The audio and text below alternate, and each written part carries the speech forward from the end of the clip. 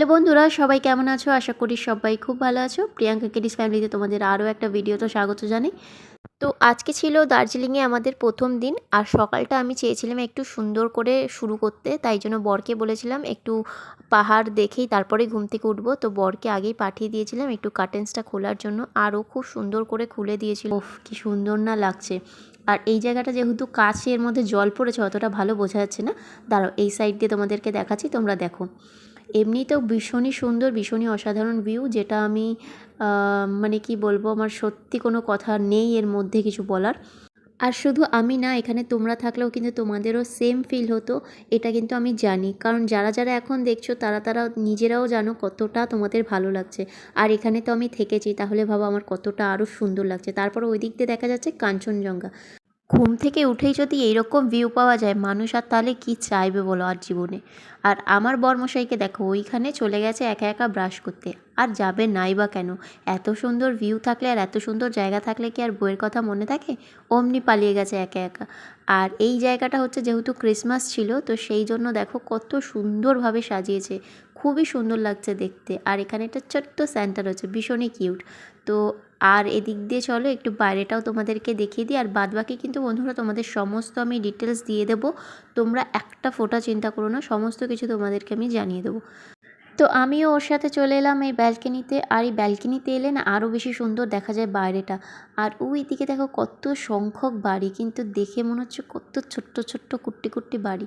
পাহাড়ি এলাকায় কিন্তু এলে এই একটা সুন্দর, বেশ মজা লাগে। আর তোমাদেরকে কিন্তু বারবার আমি বাইরেটা দেখাচ্ছি, কিন্তু সত্যি কথা বলতে আমি নিজে যতবার দেখছি না, আমার একদম মন ভরছে না, মনে হচ্ছে আমি এখানেই কোথাও আটকে রয়েছি। আর এত সুন্দর প্রকৃতি, মানে আমি সত্যি খুব ব্লেসড যে আমি এত কিছু পাই, এত কিছু উপভোগ করতে পারি। সত্যি ঠাকুরকে অনেক থ্যাংক ইউ জানি। আর এই যে আমাদের চলে এসছে ব্রেকফাস্ট, আর এই ব্রেকফাস্টের সাথে আর ওই বাইরের দৃশ্য দেখো। আর এই যে রেডি সেডি হচ্ছি, এইবারে হচ্ছে আমরা ঘুরতে যাব। আর আজকে যাব হচ্ছে লেপচা জগৎ। তো বন্ধুরা দেখতেই পাচ্ছ, সকাল সকাল তো তোমাদের সমস্ত কিছু দেখালাম। তাছাড়া স্নান টান করে নিয়েছি, ড্রেস আপ করে নিয়েছি, আর এখন ব্রেকফাস্ট চলে এসছে, তো ব্রেকফাস্টটা করে নিই। তো তারপরে বেরাবো। আর বেরাবার পরে তোমাদের একবার ভালো করে আমি রুম ট্যুরটাও দেবো, কারণ রাতেবেলা এসলাম অত ভালো করে দেখাতে পারিনি। তো ওটাও দেবো, আর তার সাথে বেরাবো, সমস্ত কিছুই দেখাবো। তো চলো আগে ব্রেকফাস্টটা করে নিই। আর ওই যে আমার বড় ওখানে দাঁড়িয়ে আসে, কিছু বলে তো না ভিডিওতে, আর কি বলবো। তো চলো আমি সেরে ফেলি। এই যে এখানে বসে পড়লাম আমাদের ব্রেকফাস্ট করতে। আর সত্যি কথা বলতে এই বাইরের ভিউয়ের সাথে আর এই ব্রেকফাস্টটা করতে কিন্তু আরও বেশি ভালো লাগছিল। তাছাড়াও আর একটা জিনিস বলি, এখানের কিন্তু খাবার ভীষণ ভালো, ভীষণ টেস্টি, ভীষণ ভালো। আর সকালবেলা ব্রেকফাস্টে কিন্তু আমাদের ইনক্লুডেড ছিল, ঠিক আছে। তো চলো এইবারে তোমাদেরকে একবার রুম ট্যুরটা আমি দিয়ে দিই। তো সকাল সকালই বলে দিয়েছিলাম একটু ক্লিন করে দিতে, যেহেতু আমি তোমাদেরকে দেখাবো।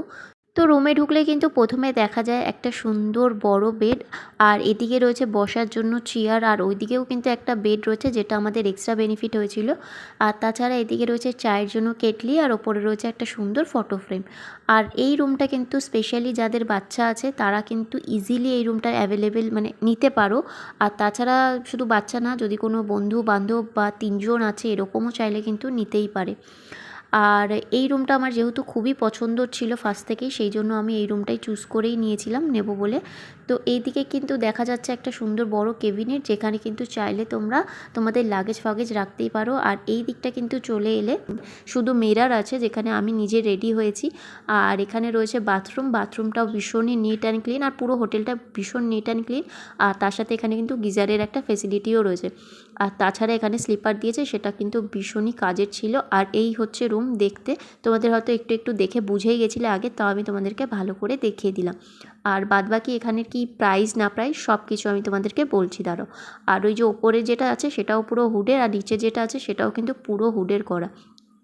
আর এই হচ্ছে বাইরের ভিউ। তুমি মানে এই রুমটার থেকে হচ্ছে 360 ভিউ পাওয়া যায়, মানে এই দিক দিয়েও পাওয়া যায়, ওই দিক দিয়েও পাওয়া যায়। সেই জন্যই স্পেশালি আমি এই রুমটা নিয়েছি। আর এখান থেকে বলে রাখি, এখান থেকে সব রুমে কিন্তু এরকম ভিউ নেই। এখানে 2-3টে রুম আছে যেখান থেকে এই মাউন্টেন ভিউ পাওয়া যায়। বাদবাকি হচ্ছে নন ভিউ রুম রয়েছে, সেগুলোও কিন্তু ভীষণ ভালো। কিন্তু একটু প্রাইসটা কম হয়ে যাবে সেই ক্ষেত্রে। তো যে যেরকম চাইবে সে সেরকম আসতে পারবে। আর এই যে বাইরে যে এখানটা ব্যালকনিটা দেখছো সেখানটা কিন্তু সবাই আসতে পারবে। এখানে শুধু যে আমরাই নিয়েছি বলে আমরা আসতে পারবো তা না, এখানে প্রত্যেকজন আসতে পারবে যারা আর কি হোটেলে রয়েছে। আর এখানটা বেশ সুন্দর, এখানে বসে তোমরা ডিনার করতে পারো, ব্রেকফাস্ট করতে পারো, তোমাদের যখন যেরকম ইচ্ছা তোমরা কিন্তু এখানটা এই জায়গাটা ইউজ করতে পারো। ইনফ্যাক্ট আমি তো এখানে প্রচুর ফটোশ্যুট করেছি আর আমার ভীষণ ভালো এসছে ফটোগুলো। তো এই হচ্ছে ভিউ, তোমার বারবার দেখাচ্ছে ভিউটার জন্যই অ্যাকচুয়ালি আমরা এখানে এসেছিলাম, যে সব রুম থেকে কিন্তু এত সুন্দর ভিউ পাওয়া যায় না, সেই জন্য স্পেশালি আমার এই রুমটা চুজ করা। তো বন্ধুরা আজকের মতো পুরো রেডি, আর এবারে বেরাবো। তোমাদেরকে বলছিলাম লেপচা জগৎ যাব, তো আজকের মতো দেখো এরকমভাবে রেডি হয়েছি। আর কেমন লাগছে তোমরা অবশ্যই কমেন্ট করে জানিও। আর হাতে গ্লাভস নিচ্ছি না, টুপিটা নিচ্ছি। জানি না কতটা কি বাইরে ঠান্ডা লাগবে, এখানে তো লাগছেই। তো যাই হোক, চলো এখন বেরিয়ে যাওয়া যাক। মানে আমার বড় রেডি হয়ে গেছে, তো চলো যাই। তো বন্ধুরা চলো এবার তোমাদেরকে আমি জানিয়ে দিই আমাদের রুম প্রাইস কেমন কী পড়েছিল।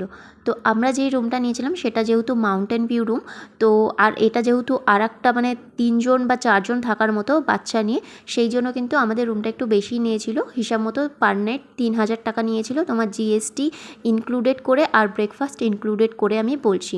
আর তাছাড়াও কিন্তু অন্য রুমও রয়েছে যেটা নন ভিউ, সেখানেও কিন্তু তোমরা মানে রুম পেয়ে যাবে। তার মানে আমরা যেই টাকায় নিয়েছি সেই টাকার তুলনায় কিন্তু অনেকটাই কম হবে। তো আমরা এখন কিন্তু চলে এসেছি চাঁদনি চক মার্কেটে। আর এইটা কিন্তু হচ্ছে তোমার ম্যাল রোডে যে গাড়িগুলো আসে যেখানে দাঁড় করায় ওরা, সেই জায়গা থেকে কিন্তু আরও 10 মিনিট মতো হেঁটে আসতে হবে। তোমরা যদি না বুঝতে পারো কাউকে ওখানে জিজ্ঞেস করে নেবে, ইজিলি কিন্তু বলে দেবে। তো সেখান থেকে কিন্তু তোমরা গাড়ি অ্যাভেলেবেল পেয়ে যাবে। আর এখন আমরা যাব হচ্ছে লেপচা জগৎ। আর আমরা যেহেতু শেয়ার গাড়ি করে যাচ্ছি সেই জন্য কিন্তু এইভাবে আমাদের যেতে হচ্ছে। আর তোমরা কিন্তু চাইলে অবশ্যই প্রাইভেট গাড়ি করে নিতে পারবো, কিন্তু প্রাইভেট গাড়ি সত্যি বলতে একটু চার্জেসটা বেশি মনে হয় আমার। সেটার ক্ষেত্রে কিন্তু 3000 3500 টাকা এরকমও চার্জেস করতে পারে। তো সেই জন্য আর আমি একটাই স্পট যাব যেহেতু আজকে, সেই জন্য কিন্তু আমি ওইভাবে যাইনি। আমরা আমরা শেয়ার গাড়ি করেই অপশানটাকে আমি ফার্স্ট থেকেই বাড়ি থেকেই ডিসাইড করে গেছিলাম শেয়ার গাড়ি করেই সব কিছু ঘুরবো। আর সব স্পটও কিন্তু এইভাবে ঘোরা যায়, যদি বলো যে ঘোরা যায় না তা কিন্তু না, এইভাবে কিন্তু ভালো করে তোমরা কম টাকায় কিন্তু ভালোভাবে ঘুরেও নিতে পারবে। তো এখন আমরা চললাম লেপচা জগতের দিকে। আর রাস্তাটা কিন্তু ভীষণ সুন্দর, মানে ভীষণ অসাধারণ, দেখার মতো রাস্তা ছিল। তারপরে এই যে এখানে চলে এলাম হচ্ছে লেপচা জগৎ যে পাইন ফরেস্ট যে ভিউ পয়েন্ট সেখানে। আর আমি যেটা বললাম সেটাই কিন্তু বলবে তোমরা যদি কখনো লেপচা জগৎ আসতে চাও। লেপচা জগৎ কিন্তু দুরকম আছে, একটা হচ্ছে এরকমই পাইন ফরেস্টই, ওখানে কিন্তু ভিউ পয়েন্ট না, ওটা এরকমই গাছ কিন্তু ওটা কোনো ভিউ পয়েন্ট না। আর এটা হচ্ছে ভিউ পয়েন্ট। তো তোমাদের কিন্তু এইভাবেই বলে আসতে হবে। তো তোমরা কিন্তু আসলে এটা বলবে যে আমরা যাব হচ্ছে লেপচা জগৎ পাইন ফরেস্ট ভিউ পয়েন্ট, সেখানে কিন্তু তাহলে তোমাদেরকে নামাবে। তো এখানে আমি চলে গেছিলাম এখানে টিকিট কাটতে। আর এখানে কিন্তু টিকিটের পার পার্সন চার্জেস পড়ে 20 টাকা করে, ওটা কমই আছে। তো এখানে বেশ ভালো লাগছিল প্রত্যেকটা জিনিস আর ভীষণ এনজয় করছিলাম। তোমরা নিজেরাও দেখো কতটা না সুন্দর।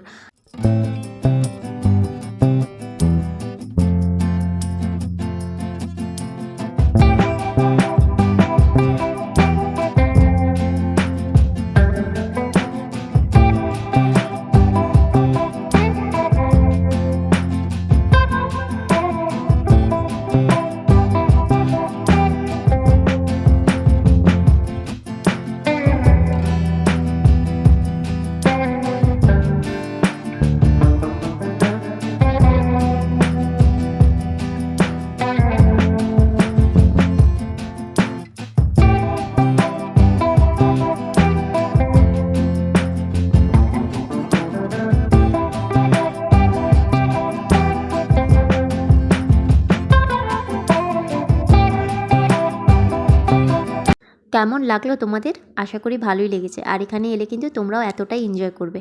তো পাশেই ছিল একটা দোকান, সেখান থেকে খাবার দাবার খেয়ে নিয়ে এখন যাচ্ছি আবার হোটেলের দিকে। আর আরেকটা কথা বলে রাখি, আমাদের কিন্তু একটু অসুবিধায় পড়তে হয়েছিল যেহেতু আমরা শেয়ার গাড়ি করে এসেছিলাম না।